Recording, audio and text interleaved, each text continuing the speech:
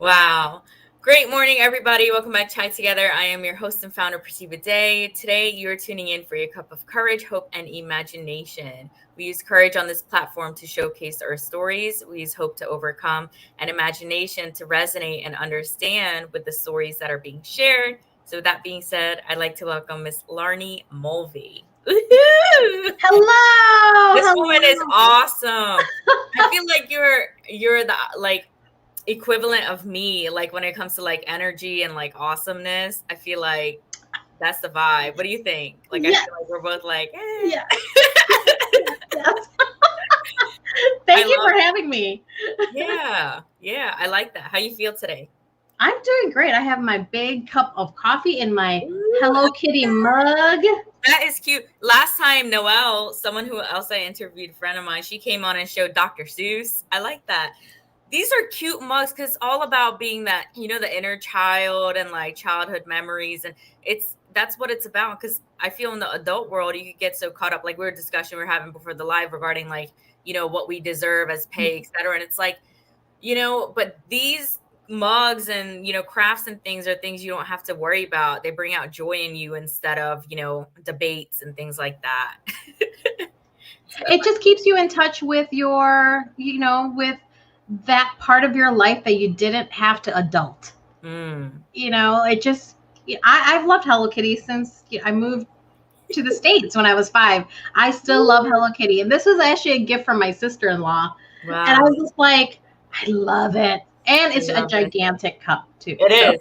This is a 15 ounce. Is yours 15 or is it more? girl, I don't know. I just fill it to the top and I just make sure I drink it all the way down to the It's bottom. big. Oh, you're a mess. I love it. I already love talking to you. I can't wait till we talk more, but let me tell the viewers about you. So, Yes. Filipino American women's strength advocate, mind strength coach, author, speaker, and power lifter. Miss Laarni Mulvey is the founder of the Global Standing and Strength Movement and the Strong and Mighty Company.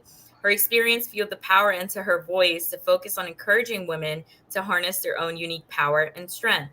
Her message is to educate the world on the views of women and to champion them to know they are stronger than they think they They are. are. Known as the Power Lady, she encourages and leads women to honor themselves and build a powerful legacy for future generations. She is launching the Global Women's Strength Initiative to provide resources to women and girls to understand all realms of strength. You can learn more about her at www.laarnimulvey.com. And her IG is Laarni Mulvey, Strong and Mighty Company, and Java Show with 3 H's. I really loved your bio when I read it yesterday regarding the power into her voice to focus on encouraging women to harness their own unique power and strength.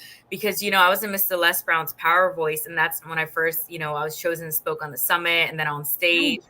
with Les Brown virtually. And I really got my power voice through Chai Together and speaking up because I've never been on camera before. So if it wasn't for COVID in 2020, like I wouldn't be here doing this today. Same. Yeah. Samesies. I love it. I love it. So, Yeah. wow. So you came here at 5. I came to the States at 6. So did you have to learn English as well, etc.? Yeah. So when I moved to the States when I was 5, it was like my grandma, one of the first things she told me was like, you're an American now, you speak English. Mm. And so, I mean, in the Philippines, we knew English, but Yeah. it's very choppy. But my grandmother was like, you need to speak English. You were here in America. And now I'm upset about it. And I have to go back and take lessons in Tagalog, which is my Mm-hmm. language, because if somebody spoke Tagalog to me, I could understand them, but Mm-hmm. I couldn't, it gets stuck and I just answered English. Oh my gosh. So do you speak it at all now or no? No, I do like those one words. Sometimes I Mhm. use the cuss words, like things like that, the I dirty like words. that. Can you teach us some? Oh no, no, no, No. no. Okay. I had to ask. Yeah, I was like, I think I told showed my husband, who is a 6'2" Irish man, Mm. to do some Tagalog words, and he gets those mixed up too. I go, you know what? Never mind. You don't put them in. I am correcting you to Mrs. Laarni Mulvey right now. That's why I wanted to ask you yesterday. I didn't see anything about a husband. Oh. This is not right. So anyway, that's okay. I hide him sometimes. No, you do hide him. I don't see anything. I'm like, okay, this woman is single as a Pringle. What? A lot of people I didn't even know they were married, honestly, that come on here. I'm like I don't see anything. It's private lives, but it's so interesting when they get the one post on like their birthdays or like whatever Father's Day. I'm like, I never knew. It's been like 100 years. Yeah. What? Like nobody talks about them. Anyway. Well, I mean, I think my husband and I have like kind of a funky relation. I shouldn't say funky relationship. I mean, I got married when I was 40. I didn't get married yet. Yeah. And our story, we met in a running group, and we were like just talking, and I said, well, if you're going to make it official, you have to make it Facebook official, because I never had a Facebook official like relationship. So I was like, you have to make it Facebook official, not me. Wow. And then he made it Facebook official, and everyone was like, oh my God, whatever. But the way we got married, it was a Tuesday. I remember this specifically. It was a Tuesday. It was going to be 4th of July weekend. We were at Five Guys having dinner, and burger grease coming down my arm and stuff. He goes, what do you think about getting married this weekend? I said, okay, cool. Let me have one of your fries. And then I was like, let me text my sister to let her know we're doing this. And so we're like, my God.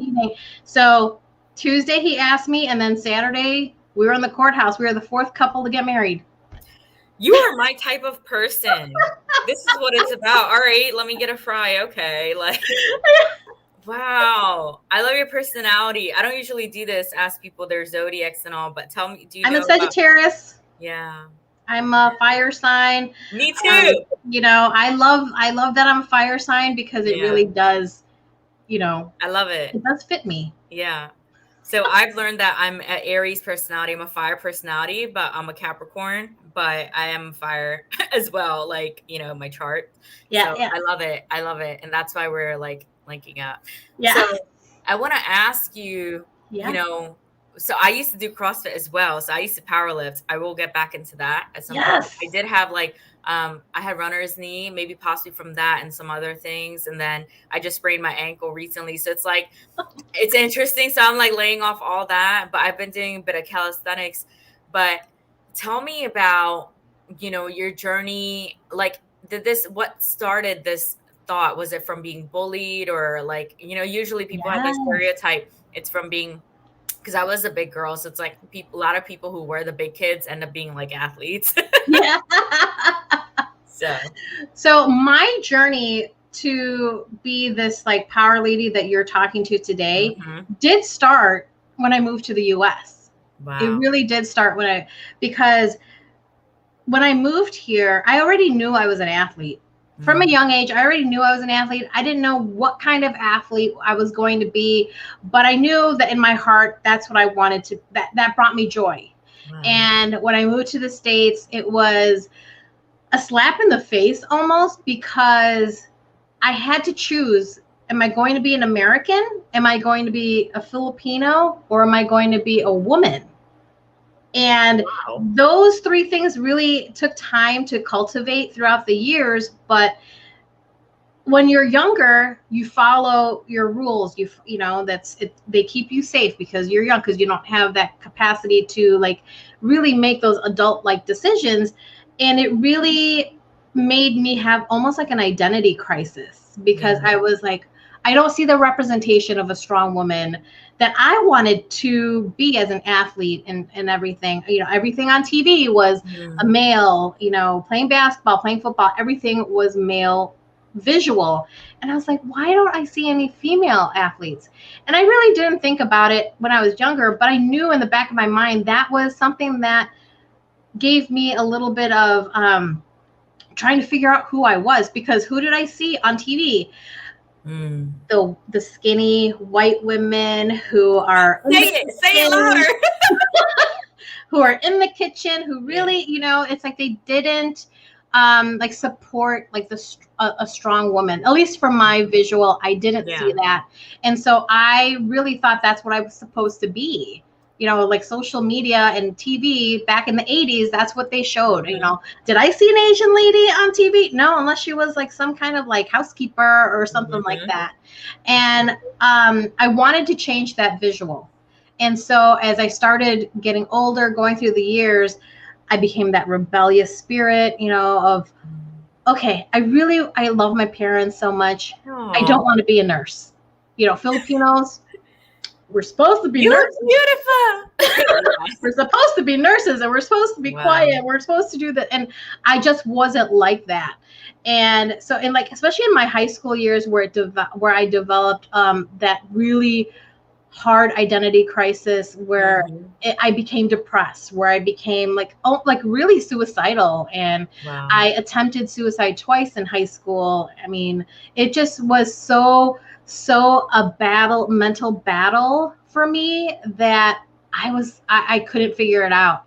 And I mean, I'm glad none of my suicide attempts were successful.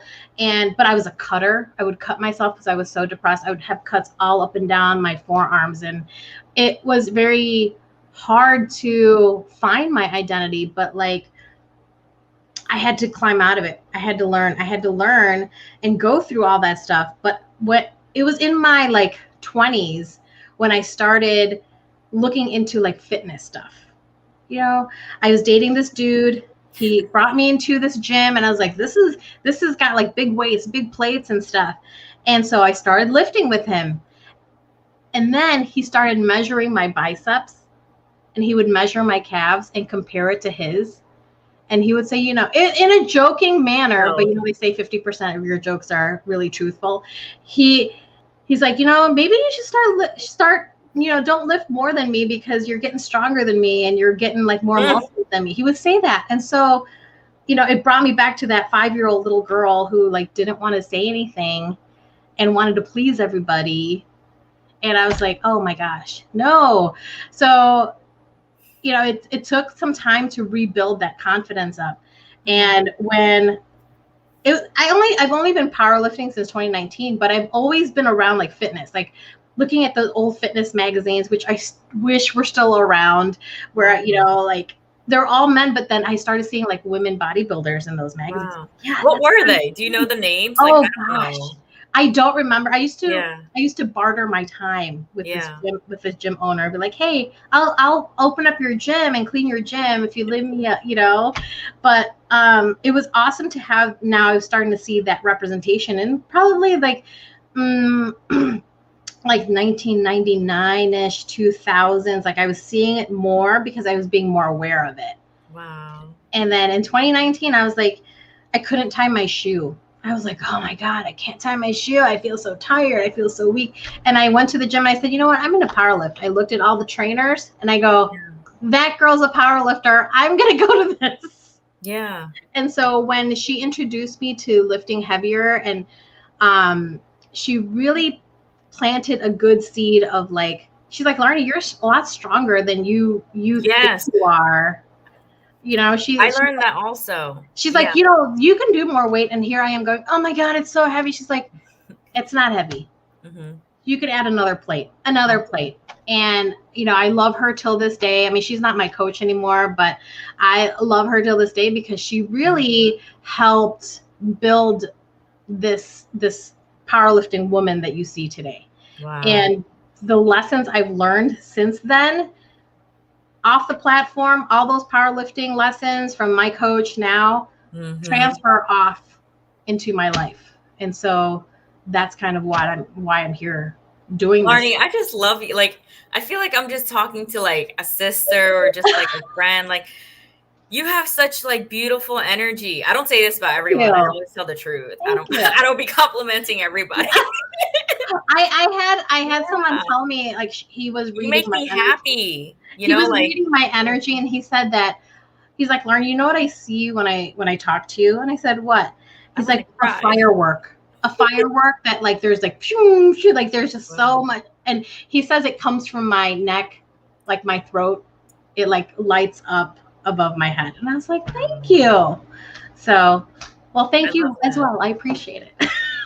Yeah, it's just fun. It makes me happy. It makes like someone forget their worries. Like you're that kind of person. If like I don't know if you ever done comedy, but I can also see you like showing up on stage, just talking, people just laughing about your stories. Like, can you see that? Have you ever done that? Like improv? I've never done that. I can see it. It just came up in my mind. Like you just have that free, fun energy. You go on stage, like, yeah, I'm Laarni. Like, you know, just like say anything, like a power lift, and people just start laughing. Like, you know what I mean?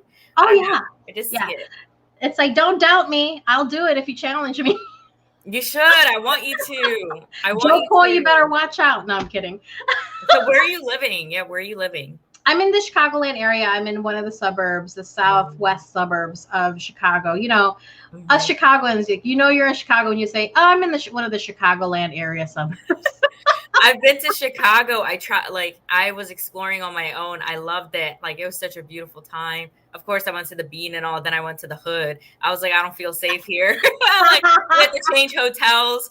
And I was a bit concerned because my friend was wearing a hijab and her mom, and I didn't know the area. So I don't know if someone's going to do something because of that back in the day. You know what I mean? So, but I do want to ask you, I want to go back to you and I want to ask you, so what is the work that you do now? Tell us more about your business and just tell us more about your business right now. Yeah. So we were talking about this offline about how 2020, we did have to shift. So I lost my job in March 2020. I was working with ergonomics. So I was doing health and wellness consultations and body mechanics evaluations for a company out over here. And I lost my job. I got let go, and I can say that proudly.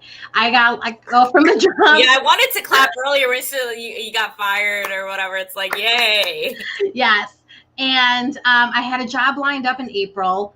They called me the day before, 2 days before I started. Yeah. To tell me about, and that was when like COVID was ramping up and everything. And they're just like, Laarni, that contract that you're going to work, sorry, we don't have it. So we don't have that position to offer you. And I was like, all right, well, shoot. Okay.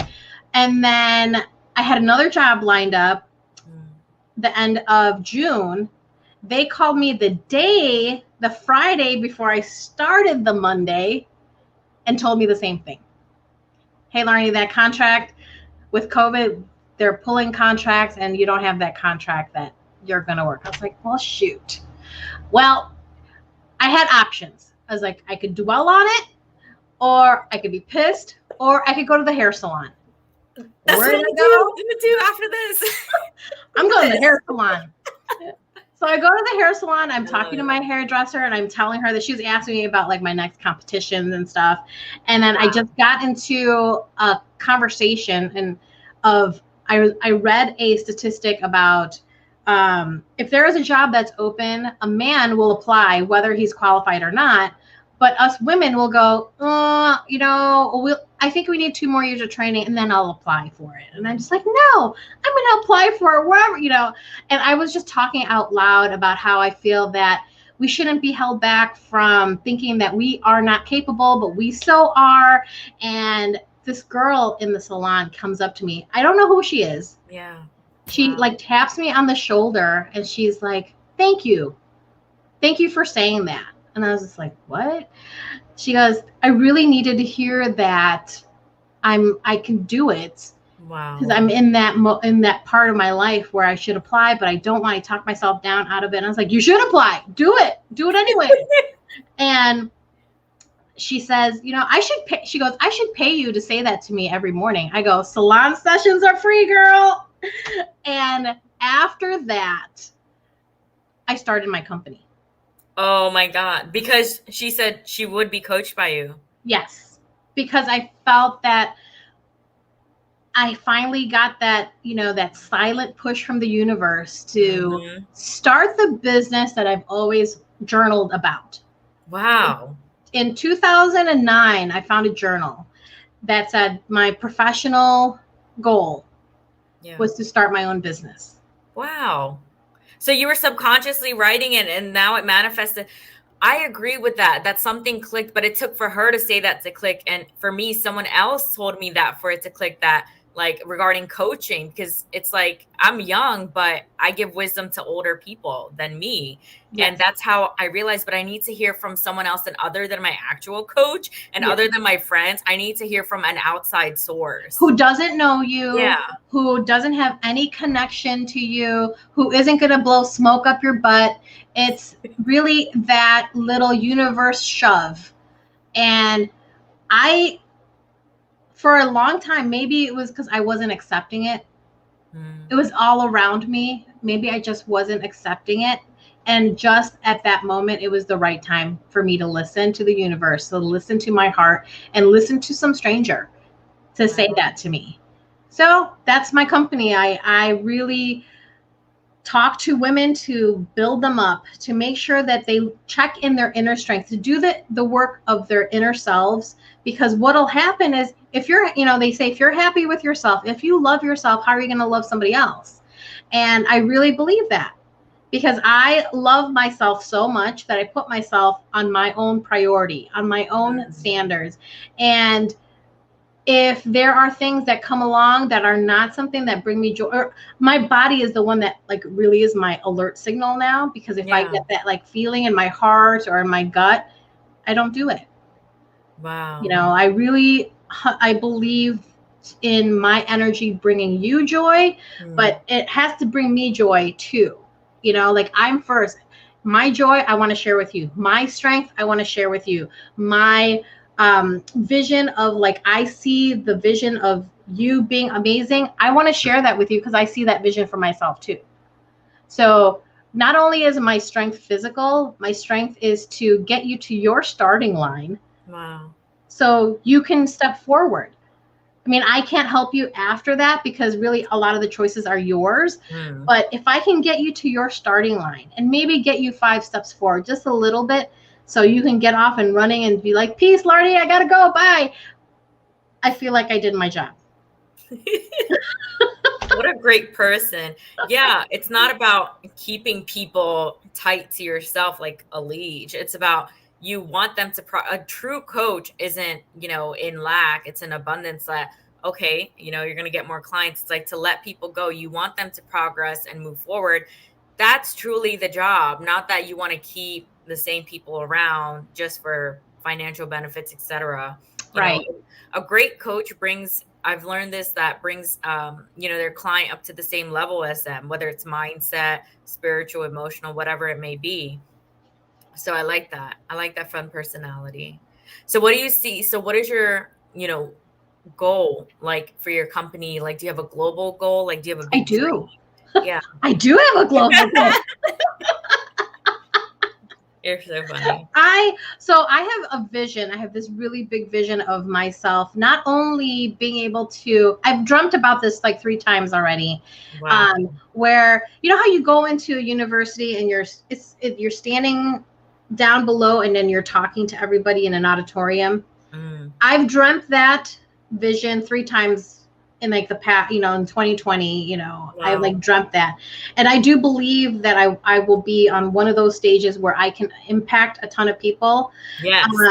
And internationally, yes. But my one big thing is the women. Like, I call myself a women's strength advocate, and I launched this women's the strength initiative because when I was starting in 2020, doing this, like starting to get out there and present myself as a public figure, I had no idea that there were coaches, that there were resources. Right. Had no clue. When I've always wanted to write a book, and it had to be the right book. And when I finally got in contact with somebody who would help me write this book, I didn't know there was a writing coach. I didn't know any of that. And so the Women's Strength Initiative, even though I'm just starting it and I'm figuring things out throughout the way, it brings that access to people. And I want people to, like the person who doesn't really know to like, hey, Laarni, do you know this? And I'm like, yeah, let me connect you here, or here's a resource here. So I call it the realms of strength. You know, like strength follows me wherever. I love the word strength, strong, power. Those are the three, like they follow me some. Even on my shoes, there's like get stronger every day. It was on the bottom of my shoes, and I was just like, really? Yeah. Is that like what brand is that? Is that like custom? No, it was on the bottom of my shoe. I was just like, what the heck? It was my Nike Metcons, whatever, my brand new shoes, and I turned it over because I love to see like where my foot pattern is. Yeah. And it says get stronger every day. My Metcons never said that. I need to check again. I got other ones, new ones. my lifters, Yeah. when I'm squatting, say a strength thing too. I love how I can relate to you on like Metcons and like, you know, power, because I did CrossFit. I went to a CrossFit box like every day. Like I trained every day. I was really, really going hard. And I weighed about 126. I was pushing 145 and on the sled 182. I was small. Hey, you know what? I always think of it like this. You got to start somewhere. Yeah. You have to start somewhere. I didn't lift. I've never deadlifted 402 pounds in my life until just recently. Wow. So we all have to start somewhere. And here I am back in 2019 when I first started, 220. I was like, oh my God. Yeah. And now I'm just like, 402, cool. But you know, just quickly, I want to like, do you know, like regarding lifting weights and the effects, injuries and all of that, like what is your, input on all of that? Like, because I remember my own coach when I moved over to Crunch Gym for my CrossFit box that he had stopped lifting with weights and more so other exercises that would benefit the same way instead of causing, possibly injury later on in life because of the work you're doing now. Like, what are your thoughts? Okay. So as an athletic trainer, I've done some research on sports medicine, the sports medicine side, and how weights actually do help especially for women, help our bone density, help our hormones. And the one thing when I think of injury, was there something that you were already fighting? That was always there. Is there a muscle imbalance that you never knew about? Were you over training to the point where you were losing your technique and form? Like, I really believe in having a coach or having someone that you trust tell you, hey, you're doing this, you're doing that, whatever, to protect you. Like, I understand, like, you want to like bro out and like lift as heavy as you can, but you know what? It takes time. Yeah. It takes time. Like it takes me forever to warm up to a 402 deadlift. I mean, I start off with very little and everything. It's like, it's that rush. Everybody wants to rush to get these big numbers. But you know what? If I can PR 2.5 kilos in a year, I am so happy about it. I'm like, yes, 2.5, that's 5 pounds. I'm like, yes, woo, but it really, understanding your body and knowing your limits and not letting someone influence you to do something you're uncomfortable with, you're not trained for or ready for. And I think that's very important, especially in powerlifting, to understand that. Like, if you've not trained for it, don't go try doing a deadlift at 402. Don't try doing a 300-pound quarter squat. It's not right. That's not how you're supposed to train. But don't let your ego get in the way. I like that. If you let your ego get in the way, then I think you get injured, because then are you doing it for yourself or are you doing it for the gram? I like that too. So that's my input on that. Especially as an older woman, I get asked that a lot. Even though I don't see you as an older woman, like, I would not think that. You know what I'm saying? You could be 29. Honestly, you look great. Thank you. I'm not just saying that. Like, I would never know. Powerlifting. This lifting has made me feel younger because I'm able to do more things, and I can take one trip to the car and all the grocery bags are in one hand. Wow, I remember those days. No, it really is a life changer. I remember, being an athlete, you just flow. Your body's so flexible. You could just do whatever, however long. Like, you don't have any like issues, like, I mean, regarding flexibility and being active. You could just be working, you could be walking, start jogging, or you work out anywhere. Like, you're just always active. It's like subconscious, Yeah.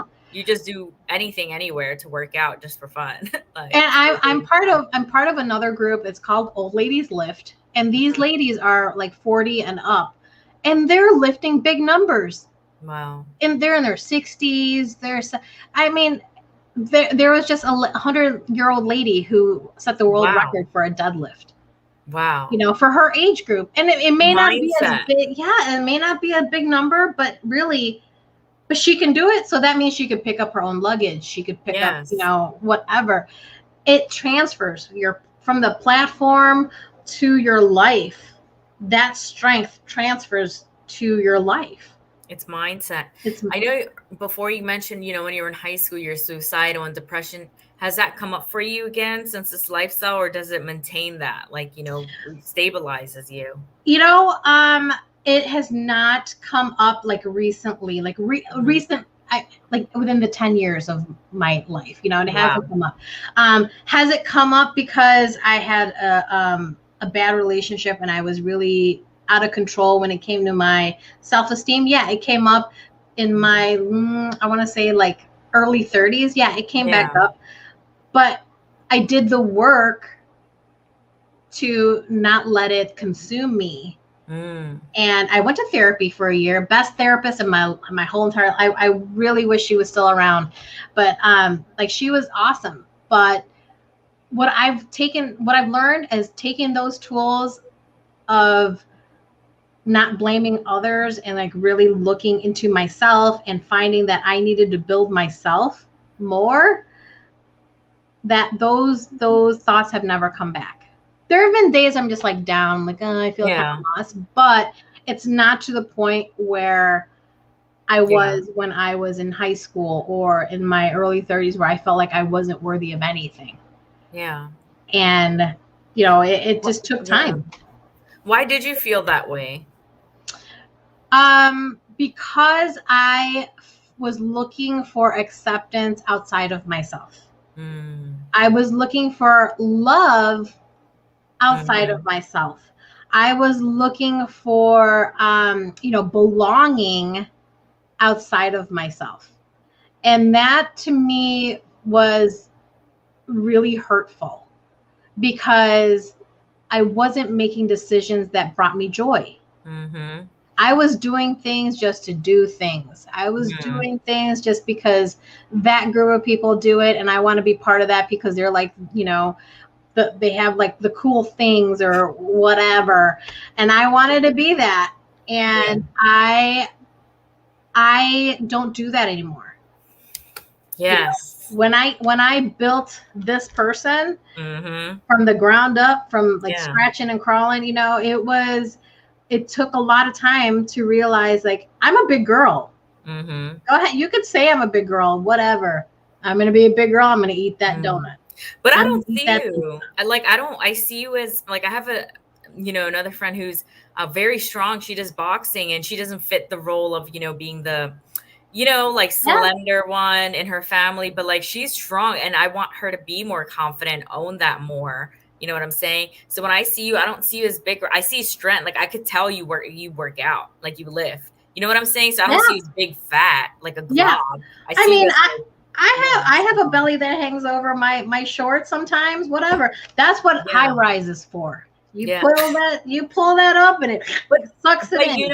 I've seen bigger people, even with bellies, when I did CrossFit, in our groups, that people who were still bigger are still doing the same stuff I'm doing, even if they have more weight on them. It's all about perception.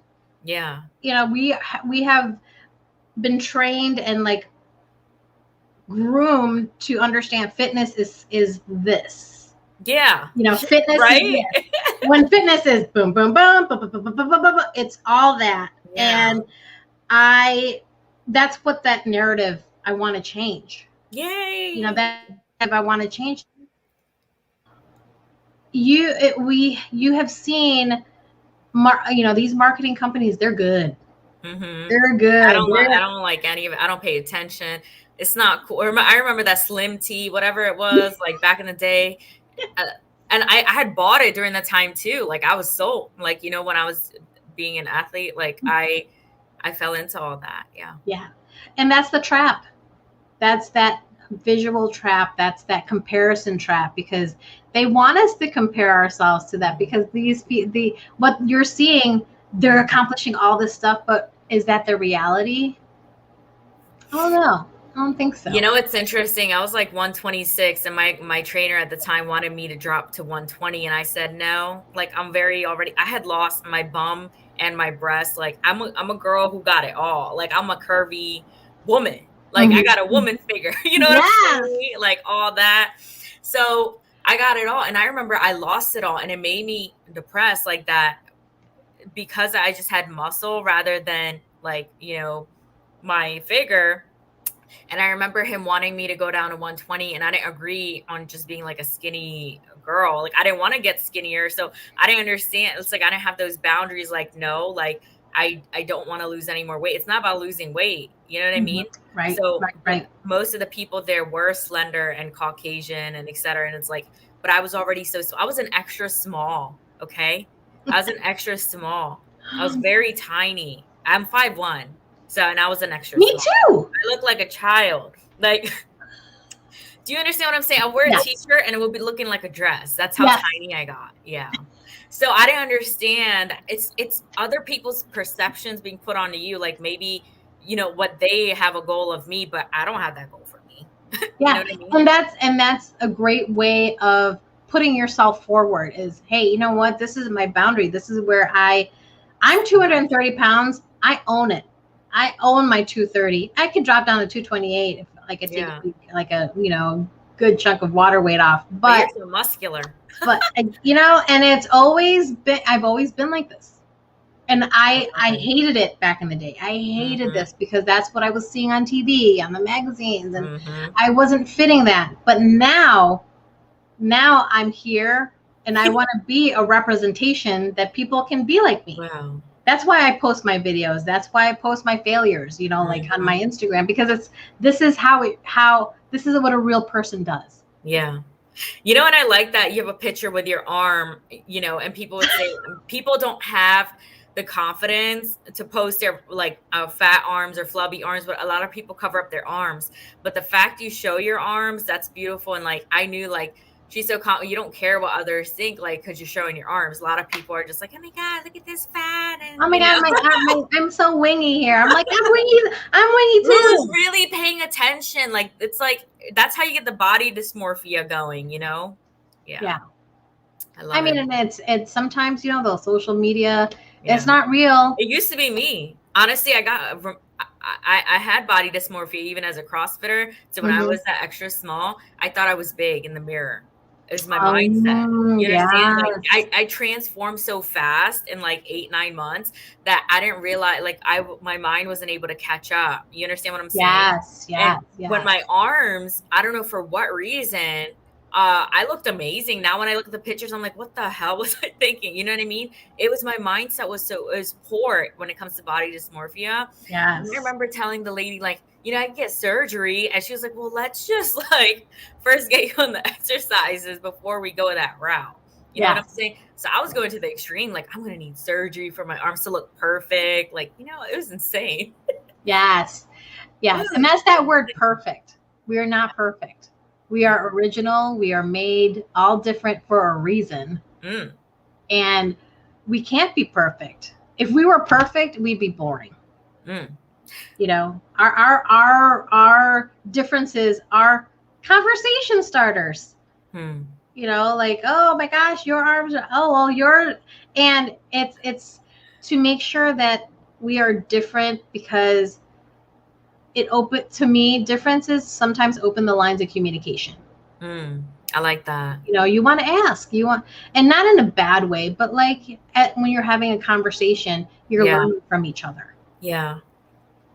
I want to ask you, I know you said last year when you started, because of COVID and you not having your job, like that led you to pivot, right? But what led you to, when is it that you shifted into this confident Laarni, instead of one that was doubting herself. And one thing I learned from Sadhguru's teachings, if you know of him, he says, doubting is good because you're looking for the truth. So like, when is it you really became confident? Like, was it through, you said you did inner work. Was that like therapy, or like, I know you journal, but like, what all did you do, to get here today?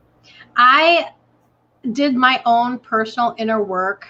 And this was just taking the tools that I learned from therapy from, way back in the day, my mid 20s. And I took those tools. I mean, those tools will stay with me because it helped me then, and it helped me again. And that's why when I'm doing my inner strength, it's not like something I didn't understand it back in the day. But now that I'm more aware of these tools and how to use them, it helped me own myself. It helped me own the strength that I had that was very dormant for years because I was living a life of somebody else. Wow. I was living the life of my culture. I was living the life of that insecure Laarni that doesn't know where to turn to because she can't find anybody who looks like her and wants to be, and who, like people go, oh man, I want to be like Oprah. And I didn't say anything like that with anybody. I couldn't find that. And so when I built this, and it's funny because I keep saying I built this because I built her. The HER stands for have every right. Wow. So I have every right to be here. I have every right to be a representation for somebody maybe to look up to. And when 2020 happened, I was in that dip. I was in a little confidence dip. And that's because I was living the life of my company. And I was trying to mold myself to live their standards and to be their standards. And I just couldn't do it. Wow. I just couldn't do it. And I've always had the confidence, but when it got to the point where the words that they were using were demeaning and a little bit condescending, and they were trying to pigeonhole me into something I didn't want to be, I knew it was time for me to move forward. Wow. And this confidence I've always had this confidence. I mean, now it's like a little over the top, not kind, a little over the top, but it's when other people were looking up to me to be their voice, that I think that's where the biggest shift in confidence came from, because I was the voice. I was the one that was punished by getting fired. But the women that were behind me were like, hey, Laarni, I want to learn how to do that. Can you ask them? Can you, I was starting the movement to get them help to further their career. And I was the one that was punished about it. And that's okay. That's all right, because now all those women have transitioned and moved forward to other places. We are the voice. I think that's the key thing. I will never forget that. Like, as in, we can't undo how we are. Like, we are the voice. Like, we have something to say. And me, like, I have a hella power voice. Like, I just get so passionate. It sounds angry, and people aren't used to that. No. And I remember when I did speak on stage, and it's the first time, on stage with the mic, and I was loud, and it's because I was angry. I'm passionate. I was angry about my story, etc. And I remember 50%, of people were like, I need to be more passionate. And they were like, and then others were like, well, it's like I'm shouting, right? And they're not used to hearing a woman, speak up. And that's the thing. Like, Lisa Nichols doesn't speak up, but Eric Thomas, Trent Shelton, Tony Robbins, they're loud. But when I'm getting loud, you're emotional. Yeah, and I understand. Like, I did, when I heard it, it's like, okay, I am shouting, but it's I'm just learning. It was my first experience, but I remember my friends saying it sounds sexist that they say that to me, that I'm shouting, and I'll never forget that. It's because people aren't used to that, you know, like they're not used to hearing that, and it's new to them. So they don't know how to adjust because there's like, it's too loud for me. It's like, but it's the truth though, you know? I think of it like this. It's like, if people have an issue with you shouting, that's their problem. Mm-hmm. Like, I think, Like like, that. if you don't like me, I'm sorry, you're missing out on amazingness. But you know, that's You're my type of person. Hell you know, yeah. I'm sorry you don't like me, but okay, bye. Just because you tell me you don't like me doesn't hurt me. Yeah. You know, back It in the day, saves me from you. I mean, if you had told me that back in the day, I'd be like, oh my God, why don't you like me? I'd want to know why. Yeah. But I've learned that I send them a blessing and have them go on their way. Bye-bye. I mean, I got stuff to do. You're either with me or you're not. Yeah. You're either beside me or you're not, or we're skipping together or we're not. You know, it's really, Laarni, really up to you. It's like, I'm not going to sit here, take time to have a conversation about why you don't like me for an hour. I'm not making time for that. That's your, whatever it is, it's because of a reflection on you and mirroring you. So you got to do your inner work of why you don't. I don't know if it's possible for everyone to get along with everyone. But, you know, with monks like Thich Nhat Hanh and Sadhguru and stuff, they're able to speak to all personalities as monks and yogis and mystics and be calm and have a conversation with everyone without taking things personal or without seeing them from a good or bad perspective. And I feel like if everyone were to do that, then people would be able to have conversations with one another without bias or getting personal. What do you think? I really think when you're talking with people, are you really listening? That's that act of listening. And because if you're just saying, if I'm looking at you, yeah, and I'm really not giving you my undivided attention, I'm not learning from you. I'm not learning who you are as a person, and because you know, your voice projects your personality. Yeah. And sometimes if you're not actively listening, you're never getting to know that person. So you're already placing judgment prior to getting to know the person. And we shouldn't judge each other. We shouldn't, but we do as human beings, we do. But we don't understand why we don't like each other. You know, we don't understand that it's, you know, like as an athletic trainer, you know, someone who's working in athletics for like a college, every athlete is not going to be on board with my decision. You can't play today. Sorry, you have a broken ankle, your bone is sticking out, you can't play. But why? You're, you know, and it's getting directly to the point instead of over explaining. You know, is it yes or no? Your bone is sticking out of your ankle, you can't play. God. You know, and I think that's part of that conversation of communication of judging and knowing that everyone's going to be different, and that's okay. And everybody's views are going to be different from you, and that's okay. And that's that strength that you have to have inside of you, that belief that you have, that value that you have, to understand that and not take it to like get into your own selfishness and go, well, it's my fault. You know, everyone is different. Everyone has differences. We're not going to get along. We're not going to say that. We're not going to agree on the same thing all the time. And that's okay. That's what makes us individuals. That's what makes us human. But don't force your issue on me.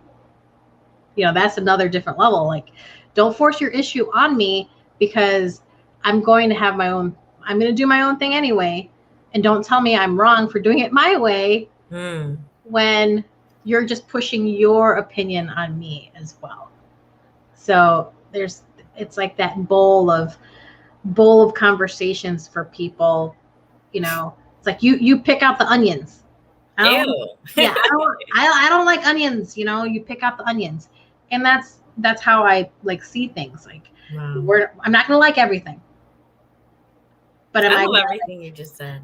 Am I gonna like be all angry about it? No, I just you know, I just let it go. Wow. And it's taken you up to now, almost being 45, to come to all this conclusion. I'm going to ask you one last thing. Yeah. I want to ask you, is it true what people say as you get older, you care less? About people, what people think, etc. You don't care, I want to say I care more, but I just prioritize me more first. And, the other, it's not like I care less, because I do care. I care if somebody's hurting. I care. But what is it that I can give you for, I'm going to give you something, like say a piece of advice or whatever, and it's really up to that person. I can't carry everybody. Yeah, no. I can't carry everybody. And I just have no time. No, not time. I don't have the capacity for continuous complaining. If you are not doing anything about it. Yes. If you are not doing anything about it, if you're just continuously complaining and being negative, that's what I care about you as a person. I'm glad that you're alive, but I don't, your energy, it's not going to mix in mine. Yeah. So I don't know if it's caring less. I care. I just put you in a different box for me. Yeah, because I remember when older people tell me who are in their 40s, 50s, they say, that statement, the older you get, the less you care. I believe that's more focused on maybe what people say about you, or, the outside drama, you're older, you don't care if you have your legs shaved or this and that, those kind of things, things you worry about, I guess, when you're younger, how do I look? And, I think, does that kind of just fade out? And you're yourself now, you couldn't be more of yourself being in 40s, Yeah. You're comfortable, you passed through 20s, 30s, right? Yes. Yeah. I'm done. I am done trying to impress other people. There you go. That's what I meant. Yeah. I'm done impressing other people. I impress myself, and I'm just I've become my own cheerleader. Yeah. I mean, if no one is going to cheer for you, well, then who else is left? Me. Me. I'm telling you, we're soul sisters. For real. This was so beautiful. So beautiful. And is there anything else you'd like to add before you go? I just want to let everybody know that you are your vision of greatness. It is up to you to outperform and outgrow standards that have been put upon you. Woo! So grow that vision. You have every right to build that vision of yourself that you've always seen. Wow. I really love that. To outgrow. So deep. I love it. And of course, people can coach with you at laarnimulvey.com. Yes. All of your Instagrams are listed. Laarni Mulvey. And yes. What is it? Java Show. The Java Show. Yeah. That's probably going to go on a break here soon. Okay. It started off this year as something just something to do, and it kind of grew its own legs. Yeah. And it's going to take a break right now because the end of in November 4th and 5th, I'm having my third Standing in Strength Summit. Wow. And I'm focusing on that. It's called Unlimited. Wow. And it is a summit that allows people to share their journey, like how you're doing with your show, allows people to share their journeys, but also explain or share what does unlimited mean for you, because I want to make sure that those lessons get passed down to generations and generations and generations, because we got to build these women up. We got to build them up. I love that you focus on women. Everyone has their niche, but you focus on women. Is it because of what you experienced? Yes. Yeah. Yes, because I see it. I've lived it. I understand it. And it's interesting to have that kind of, that narrative of women. It's still there. I know. Especially with what happened in Texas right now. Oh, I'm just gonna. Yeah, that's for another show. Yeah, I leave this here. I love you. Fuck, this is amazing. It was so great. Thank you for your time, and thank you for your patience, and thanks for those who will be watching this. And thank you, man. Just thank you to everybody who has the balls, honestly, to like be yourself. Because once you're yourself, that's when you're truly free. Yes. Otherwise, you're just suffering. So Yes. I really, really like that. Thank you so much once again. Bye. Thank you for having me. It's just fun. I